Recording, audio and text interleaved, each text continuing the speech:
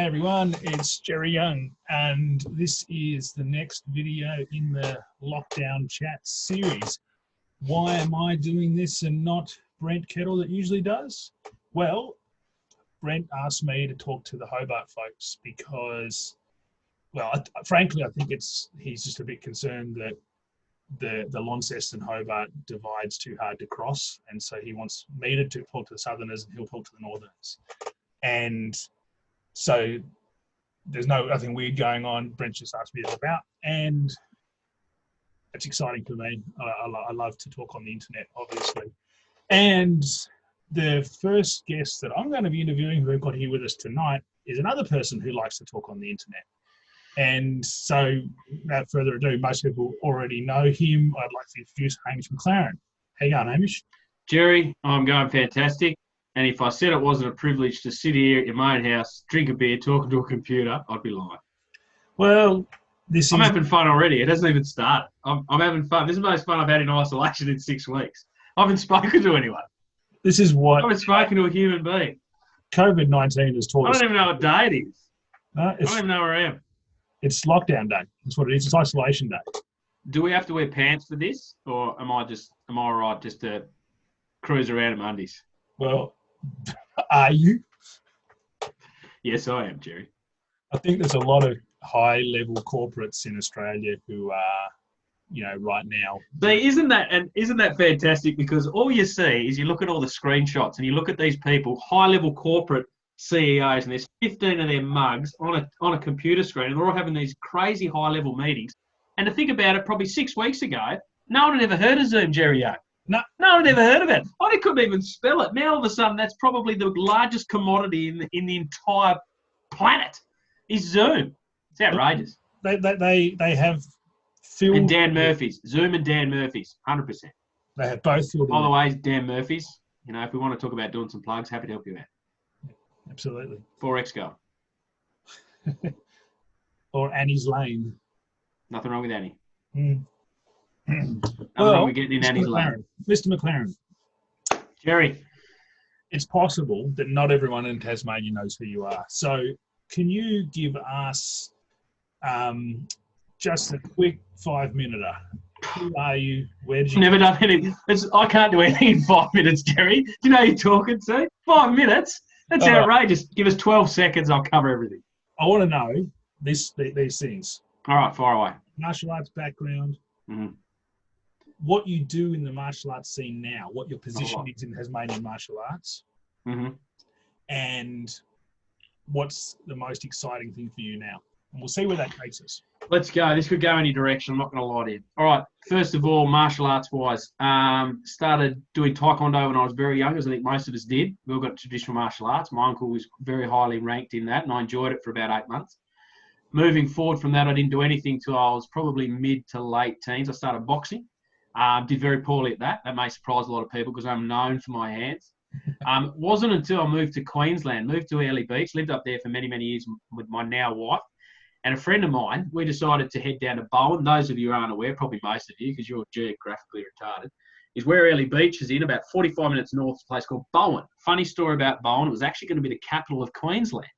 Really? Tell you also a funny story, Jerry. It's not. And it's an absolute hole. But we went there to see a guy to do some Krav Maga, which I'd never heard about. Sounded very exotic and foreign and right up my alley. Being the cultural man I am, I'm all about culture. So I thought, I can't pronounce it, I can't say it, let's punch on. Long story short, this guy was arrested, had a couple of cage fights. This is back to 04, 05. We couldn't spell cage, no idea what it was. We went there, we did a bit of boxing, we did a bit of wrestling from what I now know, basically, single leg, mounted me, sat on top of me and I cried. It was the worst experience of my life. I've never been so demasculated. Safe to say, never went back. A couple of years later, one of the bouncers up there was a professional fighter. Funny story about him, Narco Spain. He fought on the dojo rings that Priscus fought on. He was the guy in the Bruce Lee costume. He had the yellow latex. Crazy man, not right in the head, never was. Anyway, we did a lot of work with him, and that's how I was introduced to MMA and grappling. 2009, I was working the casino. Good friend of everyone's, Oldie Piro, the crazy Albanian, dragged me along to do a bit of judo. Priscus, I'd known Priscus back in college. We weren't really friendly. So I walked in there in 2009. He bashed me for about 20 minutes, and I've been there ever since. Haven't left him for 11 years. Some would say it's a strange relationship, and it is. But over that time, judo's been my passion, wrestling's been my passion, MMA, love it, love it, love it. Where I see myself at the moment, I don't see myself anywhere special, Jerry Young, if I'm honest. I see myself simply as a fan first and foremost. I'm not a purist. I've never pretended to be a purist. I like hybrids. I like mongrels. I like people who can wrestle and box. I don't like watching boxing because it's too singular. I like MMA because it's such a broad, it's such an open platform for people to get out there and really punch people and kick people and wrestle people. It's the most beautiful thing to see. So from there, you break it down to wrestling and judo and jiu-jitsu and submission grappling, and there is boxing, there's kickboxing. It's fantastic. So I'm a fan of the sport, first and foremost. I enjoy throwing myself into the sport. I enjoy promoting things. I enjoy, let's be honest, I kind of like being the first to do things, Jerry Young. I kind of like being that guy that people will go, yeah, I remember him. Wasn't much looking, but I tell you what, he did do something that no one else done. And that's what really motivates me to do it. That's what motivates us, as you know, as running competitions, getting through the bureaucracy, getting through the administration, playing all these ridiculous games with governing and sanctioning bodies just to get something forward. And then at the end of that, you risk everything because you don't know whether anyone will come or anyone will support it. It doesn't matter whether it's submission grappling, round robin series, cage grappling, combat jiu-jitsu, MMA, kickboxing, it makes no difference. All we do as promoters and people who are fans of the sport is try and give everyone an opportunity to compete. That's it. And we get to watch it. We get to drink beer and watch it. I mean, you can't go wrong with it. That's it. That's my ethos. I put fights on that I want to see.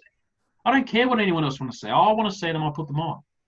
So that brings a little memory to my mind, actually, is in that you and I, you know, we do different things. We have different roles in this scene in Tasmania, and whilst you've often had a promotion role, I've often had an official or a referee role or that sort of thing. And I recall a time, I forget the year, but this is at the time when Tasmania was starting to talk about combat board sports sanctioning guidelines. And I can recall you and me sitting in boardrooms with the state government to discuss this as people who are in the industry but prepared to put our names forward as both, you know, subject matter experts, but also as, you know, leaders, I suppose. And, you know, like I say, different roles. You in a promotion role, although I've done a little bit of promoting, but and, you know, me in that referee and officials role. And it's interesting because there's a lot of people in the Tasmanian MMA or martial arts landscape, but I'm pretty sure there's only the two of us in that meeting. And, you know, I've often thought about that, and it's not surprising to me that it was you and I, because what's your thoughts on that? I can shed more light on it, and I remember, Jerry, you're 100% right, because what happened was, if you remember correctly, obviously Valor, credit, Valor, Phil McNally, the work that they did for MMA was massive, and they did it in the north of the state, if you remember correctly. There wasn't a lot that had happened in the south. All we'd had in the south, we had Fight for Cure. There was AJ Graham's MMA show. Around about the same time, I was looking at doing our first sub-only cage grappling, and that had never happened. Because if you remember, we had to give a definition for what grappling was, because at that point, grappling didn't exist.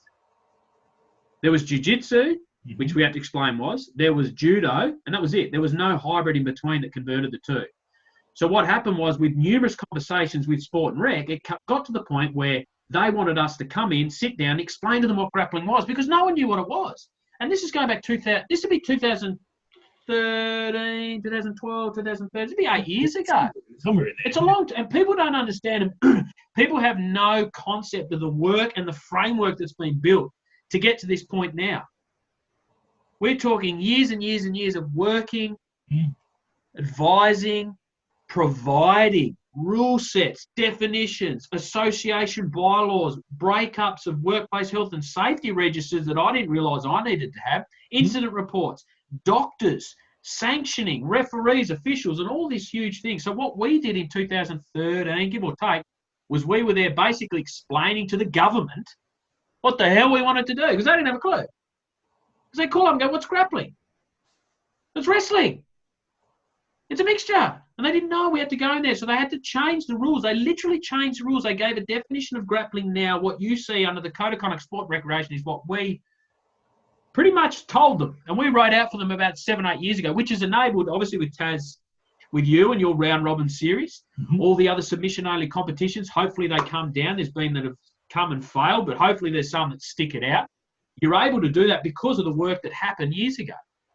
And that was, all of that was the ability for us to do that was thanks to Phil McNally, was thanks to the Valor guys who put in so much framework early on with sport and recreation about mixed martial arts. Because if you remember when they started, Gresham was first, then there was AJ, and then Valor, and then All Styles. But the work that they did, no one knew what it was. No one had a clue what mixed martial arts was. And we're only going back 7 years or 10 years. We're not talking 20 years, Gary. And we're talking about a time. A decade ago. We're talking a time when the cage was not yet legal in Victoria. Oh, it wasn't at the time. That's 100% right. The first ever cage grappling show was in Tasmania, bar none, nationwide, the entire country. Since that happened, within about 7 or 8 months, Queensland got on board, New South Wales got on board, Victoria still had no cage, Western Australia have only just got a cage. So in that period of 8 months of running that first show, then doors started opening, and this is the bit that gets me more than anything, Jerry. This is what gets me more than anything, is people disregard Tasmania. Yeah. People, you know, bat off. Oh, that's probably the wrong term. People swat off, maybe a bit questionable as well. They knock off the Tasmania, the convict colony, the Apple Isle, the greatest nation in Australia. And they do it because they think we're dickheads, Jerry. We're not. We have done more for combat sports, I think, to be able to push through the country from this Apple Isle than the country's done. Combat jiu-jitsu, cage grappling, rule sets for submission grappling that we have changed. We have written rules here that are now being absorbed into Queensland and New South Wales grappling. I get contact all the time. This is a true story. One of the craziest contacts I've ever had is from South Australia, Combat Sports Board, their neurologist, okay? She got in contact saying, listen, people are talking about combat jiu-jitsu, one show. People are talking about combat jiu-jitsu. What's your rule set? We want to look at it because we want to introduce MRIs for amateur MMA, which is a whole different story, which is absolutely crazy. I don't know what you're doing with that. Yeah, but at that point, there'd never been combat jiu-jitsu. Adrian Pang, Queensland, they come down. What do we do? How do we do this show? And that started here in Tassie. And going back 5 or 6 years, the ability for us to do that combat jiu-jitsu was the work we put in 2013. But we never forecast it. You could never imagine this happening. We just went along for a ride because at the end of the day, we wanted to go there and say, listen, you guys, you know, this is what we're trying to do. We're trying to achieve this for a sport which isn't new to us, but it was very new to them. And it's about trust. You know, there's a reason why whenever I have a phone call from whoever the latest combat sports official is, God bless them. questions, you know, I'm always open with my time. And I always end the phone call by saying, any more questions, give me a call. Look, and this is I want my voice to be the one. Look, and this is the truth, and this is what people don't get as well, that is half the battle. No, it's 75% the battle. 75% the battle is making sure that you're doing the right thing from a perception, not from a reality, because there's things I want to do that I know I can't because I know how bad they'll look. I know they're safe.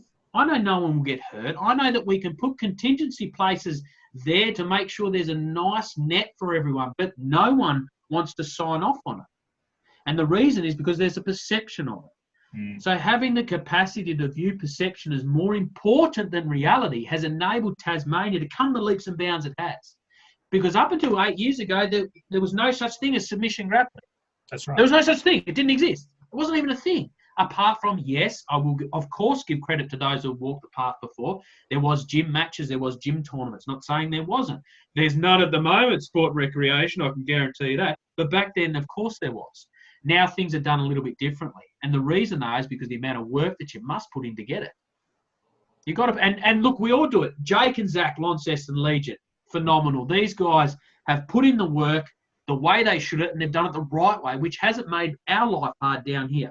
Shaw Dean, TFC, putting in the work the correct way so it doesn't make our life hard.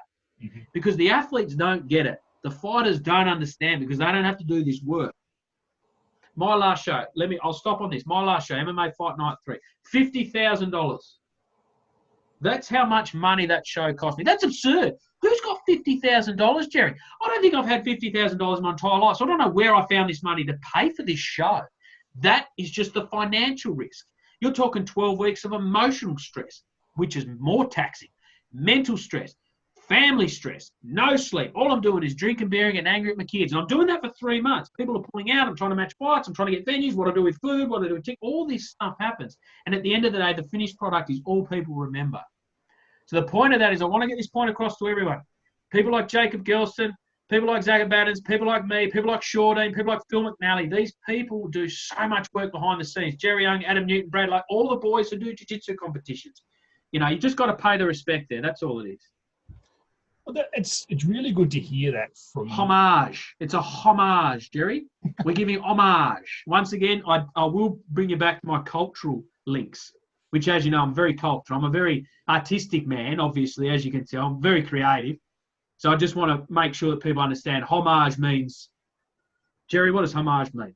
Give credit to. Something about a home. Okay. Anyway, I've got old home. I don't know. Homage. Au revoir. You make a good example of yourself in the sense that you're talking about the promotions that you've done, but you don't have the arrogance attached to it that we see in, you know, some of the international shows where you're showing respect for everyone else. And that's the problem. The problem is, I'm jumping in. I apologise, Jerry. I apologise. I'm jumping in. People know this about me. I get very excited. I'm an excitable person. I'm at a 4. Let's try and keep you about below 5, sub 5 we like. But listen, arrogance is a funny thing. Egos are so important. If it wasn't for an ego, I wouldn't be motivated to do anything. If it wasn't for your ego, you wouldn't be motivated to anything. So let's give respect to that. Absolutely. But there's a big difference between having an ego and being arrogant. Yeah. And when something becomes about you, when a show becomes about me, when an event becomes about Hamish, and this becomes about Hamish and Hamish and Hamish and Hamish, all of a sudden I've lost my way. All of a sudden I've decided I'm more important than the people who are doing the work. Now, I've competed countless times. You've competed countless times. We understand it. We've all done it. But the people doing it at that point are the most important. That is the most important thing that's occurring. It doesn't matter if it's jiu-jitsu, submission grappling, or professional fighting. It makes no difference in the world. But as soon as you let yourself become bigger than that, as soon as you go above and beyond the athletes of the day, you're doing yourself a disservice, you're doing your promotion a disservice, and worst of all, you're disrespecting the people that are putting the work in, the 3-month camp, to compete for you. Because what other people forget is people aren't competing for all styles grappling. They're not competing for Legion. They're not competing for TFC. They're competing for the person that they're communicating with. They're competing for Jake. They're competing for Shaw. They're competing for Hamish. Because we've got an understanding. Forget contracts. Forget all this rubbish that I make up on Microsoft Word and make you sign it. It holds nothing. It holds no weight. All we have is trust. And you said that. All we have is trust. You and I have known each other for a long, long time. And I've bounced everything off you from start to this point now. And I continue to do that because we have that trust. But we can appreciate how important trust is. And any person who's competed for me or competed for you, who's come to a round robin, they understand that this is bigger than a bit of paper. This is a one-on-one. I give you my word that A, I will make sure you're safe. B, I will make sure the person you're competing against is safe as well. I will make sure you get your money, you get paid, you have your clearance, you have your medicals, there's doctor on site. You can trust me for me to make sure that is there for you. I trust you that you'll perform. Not in a way that I trust you to go and get yourself hurt, but I trust that you will perform as you've said you would. Because that's the cornerstone.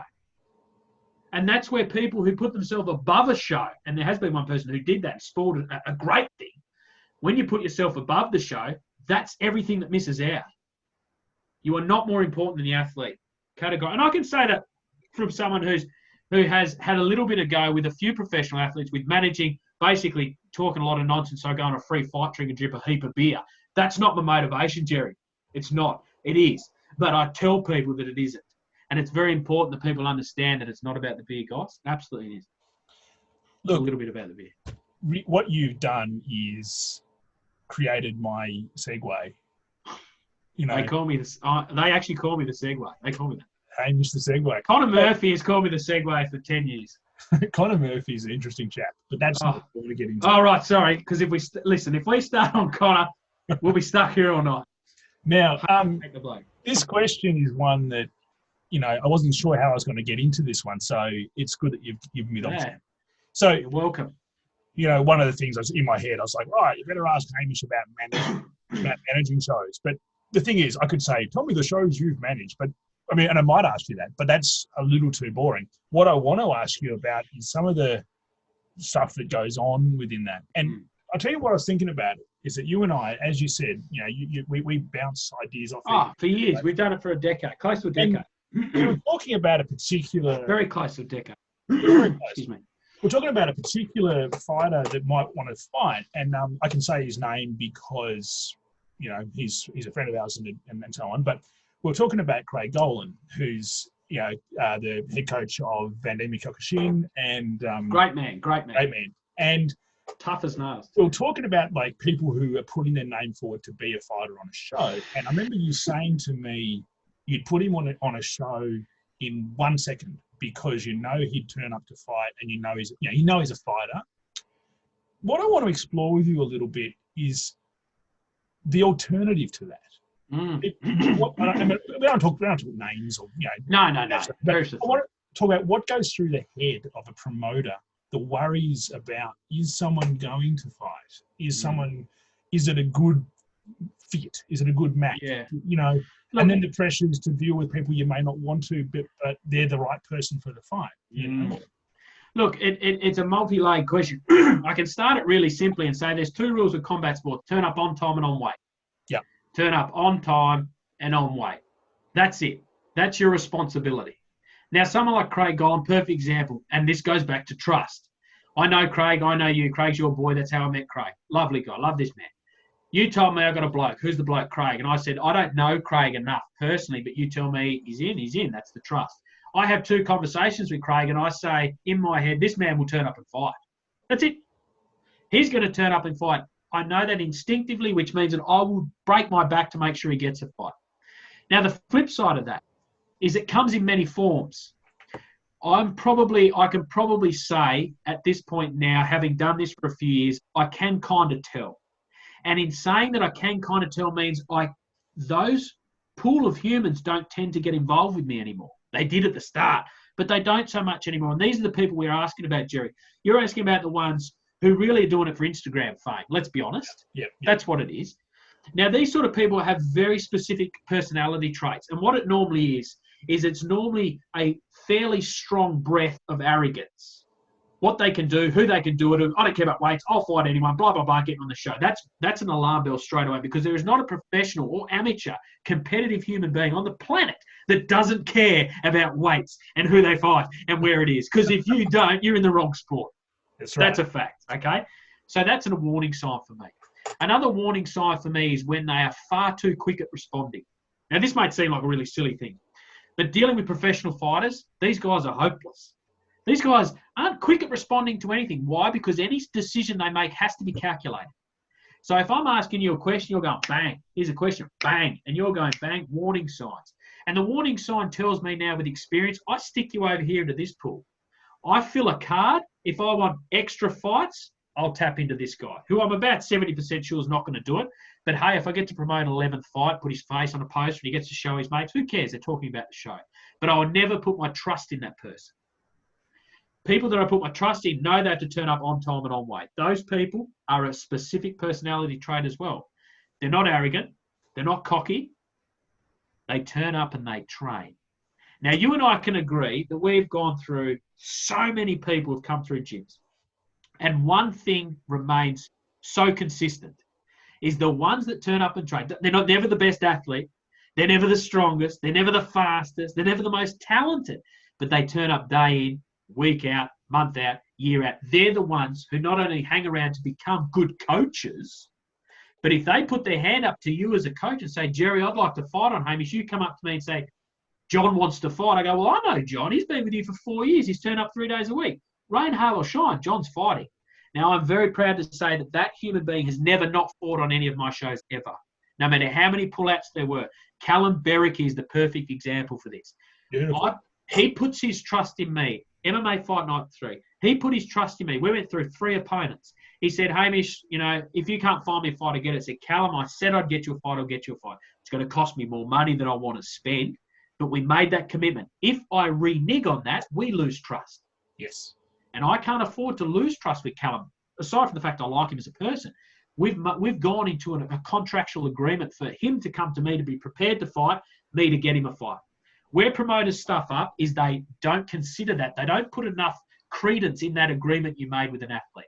And I go, it's all right, I'll chuck another fight on. Sorry, mate, can't help you. No. It's not how it works. It can't work like that. So what the people at home may not understand, and I'd like you to help out with a little bit, is how many fights, let's talk ratios or percentages or something. Pull-outs? Yeah. How many happen and how many fights need to be helped along? All right. I like trying to think the best way to explain this is I'll probably like to, you call it the rule of replicate. Okay, this will make sense.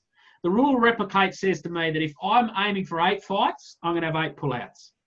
However many combat bouts I'm going to put on, irrespective, grappling, cage grappling, combat jiu-jitsu, MMA, I'm going to have the equivalent number of individuals who aren't going to compete, who are going to go with me to the nth degree and pull out, who are going to start at week 1 and pull out, who are actually just going to say something and pull out before they've even committed. I know that. So, for example, MMA Fight Night 3, we had, I think, 6 or 7 fights. We didn't get as many as we wanted. I had 7 pull-outs.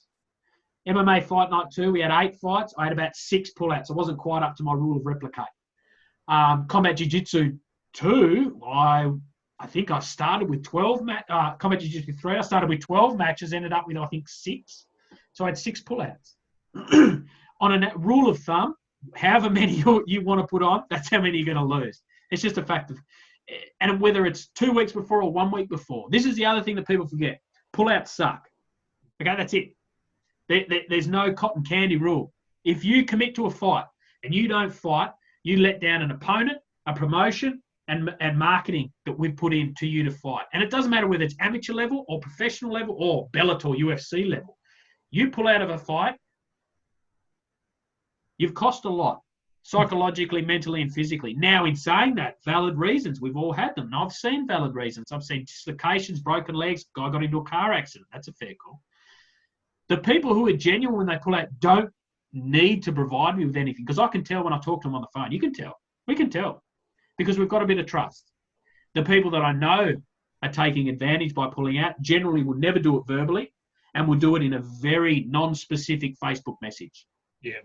Every time. And I've never publicly said or called anyone out for doing it, and I never will, but I've been very close. I've been very close a couple of occasions, because it's a very stressful period of time anyway for a promoter, and being on the other side and having fought, and it is a stressful time for that as well. So there's got to be a give and take. But pull-outs, as the question, however many matches you're going to have, you can almost guarantee you'll have the same amount of humans that'll pull out.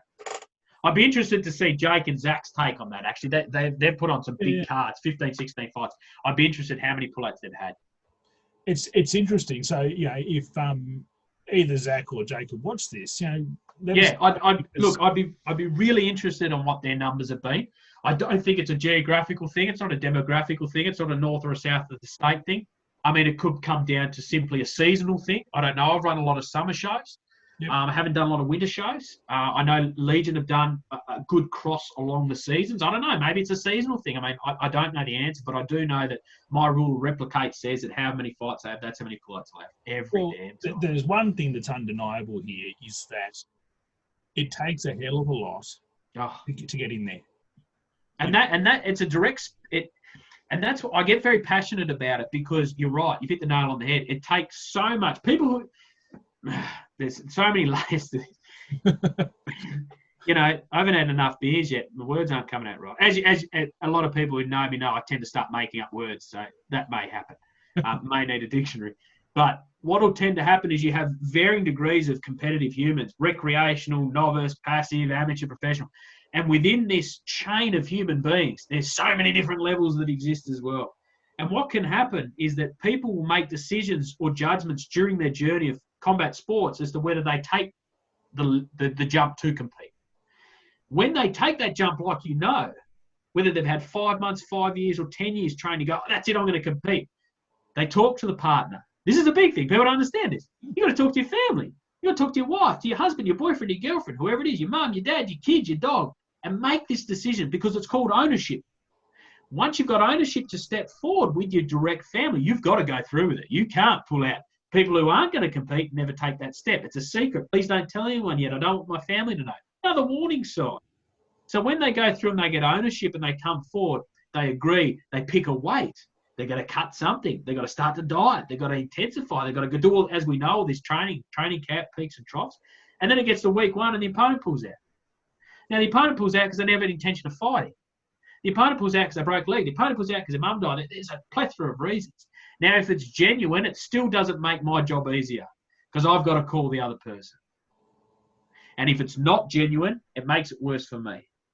But I probably won't publicly shame anyone. There has been a few that we all know. But I will just say that, as you've said, when you decide to make the jump to compete and someone pulls out, it's debilitating. And people don't understand because you've never done it. You know, it isn't basketball, Jerry, is it? It's not basketball. It's not football. This is contact sports. This is combat sports. This is MMA. I'm getting punched for 12 weeks, and you tell me I can't punch you at the end because you decided you had a bloody sore knee. There's nothing can compare to the feeling when you're Friday night sparring at the gym, and there's 3 of you there. You're all getting ready to fight, and and I'm the coach there talking to the fighters, and I say, "Shit, I'm sorry, mate. Your guy pulled out." Mate. The room just deflates. 100% does, because the intensity, and this is another thing that I tell a lot of people. Obviously, I get smashed about martial arts because everything's karate and taekwondo and Bruce Lee and all this stuff I thought we killed back in 1993 with the UFC. But what's important to make note of this is that I think that every human being should go to a fight gym at least one point in their life, during camp, one time in their life, to sit there to smell the sweat, the blood, and the fear. And to sit there. Let's not talk about change rooms. Let's just talk about Friday night. Let's just talk about Friday sparring, as you've said. Just to sit there and absorb it. To sit there and smell it, to see it, to hear it, just to take it all in. Because it's one of the most purest forms of human activity one could ever possibly endeavour to do, and that's combat. Nothing comes close. DNA, evolution, reptilian brain, nothing comes close to this. Because then I think if people did that, I'm not asking you to get in there and train. I'm just saying just go there and smell it and see it. And then get some appreciation for the sacrifices that these guys make, whether it's, BJJ round robin or it's your first fight at 70 kilos in the UFC. It makes no difference. The competition, the workouts, the energy, the mental exhaustion, everything is the same. To appreciate that high level, to then sit back and give more credence to athletes who do give up their day with their kids and their wife and their Saturdays and their midweeks and their work lunches go a bit longer because they're at the gym trying to have an amateur fight. Because the one thing that gets me is we have these conversations, and it'll happen, you would have them more than me, is when someone will come and ask me about martial arts. They'll ask me about a traditional martial art and this and these silly movements that we know are eradicated many years ago. And I have to sit there and pretend, because I don't want to offend anyone, but actually pretend that at one point this was a real thing. But I know it's not. I know it never was. Because I know what works, Jerry Young. So do you know what works? Is a double E and overhand right. Anything in between of that, we just happen to have happened. Outside of those parameters, it does not matter. But people haven't seen or felt it from a competitive sense, let alone a training sense. So they have no understanding of what goes into preparing for combat. Now, I sit back and try and make sure it's as safe for that person to do it. And at the same time, I'm going to sell tickets for these people to come and watch this and make sure the girlfriend and the wife and the husband are happy. You wouldn't know how many conversations I've had with close family building up to a fight. And it's never the Ammies. It's always the pros. That's an interesting fact. The Ammies are different. Pros is a whole different world, much more emotional. So emotional, Jerry Young. So emotional. So you touched on something a moment ago that I think's one of those. You touch on a lot of things. Oh, yeah. It's one of those ironies that I think you'll appreciate, and I'd like to get you to think about too, and it does tie a little bit to the judo world, because I've heard this discussed in around judo. That's my point. You're welcome. You're welcome. So it's the idea. I mean, you've heard. I can say carry on. Sorry. Oh, are they medals? And maybe. Oh, bloody! I tell the wife to move them. Oh, the little cheeky buggers. Oh, sorry. Carry on. So I've heard stories that Jigoro Kano took out some of the more, dangerous techniques to allow training to happen more safely. Fluently. And there's an irony here in that, when you're having these conversations with these, traditional martial artists or with people who possibly just don't have much experience, and they'll talk about how, but those techniques, it's like they're not the dangerous ones. Like you can't even do my techniques because they're so dangerous. And there's an irony in that, because if you ask me what martial arts are the most effective for combat, I'm going to tell you about martial arts that, generally speaking, are sports. Well, listen. That's how it is. What do you want to do? What do you want to do? Do you want to learn to fight? Or do you want to make a lot of noise and jump around and look really pretty? It's up to you. You make that decision. When you make that decision, you come see me. If you want to learn how to fight, then you come see me. If you want to learn how to jump around and make a lot of noises and wear matching uniforms and have a lot of fun, then you go somewhere else, because I can't give you that. All I can give you is sweat, hard work, grit, determination, and possibly a competitive success. That's all I can offer you. And I offer that two ways, Jerry. By teaching you how to wrestle and teaching you how to wrestle. That's it. Now, if you want to wear one of these things, if you want to put a gi on, which, as you know, and you are the same as me, we love these. These are our bread and butter. This is nectar for me. You want to put this on, I'll teach you how to use it. You want to not put that on, I'll also teach you how to wrestle. It's the same thing. Exactly the same. And where things get really watered down is because it comes down to another word we've said. It's called arrogance, Jerry Young. Oh, yes. It's because some people out there have an inflated view of oneself and oneself's practitioners, being that whatever they do is not only is it more effective than what you do, but I just said it is, so therefore it is. Ipso facto, I am gospel. And we've proven that wrong so many times. In fact, I'll bring you back to 1993 with Hoist Gracie. He proved a lot of people wrong. Because up until that point, we had no documented evidence that what these idiots were saying, these practitioners were saying, wasn't true. We didn't know. Because what was on television and what was on the TV show and what I read in this great magazine was telling me all these fantastical, mythical things I could do with my hands and my feet without ever getting touched. I mean, it's incredible. I've never seen it. I'm sure it exists somewhere. And what happened is we gradually learned that that's not true. I'll tell you what is true. It's called close contact. That's what's true. It's called removing this middle space between me and this laptop. You could be Mike Tyson, Jerry. God damn it, be Pedro Hizzo, for argument's sake. You're Pedro Hizzo. Now, if I'm standing right in front of you and I remove this middle space, you are no longer Pedro Hizzo. You're just the big man that I'm going to grab. That's it. This is what I call the sweet science.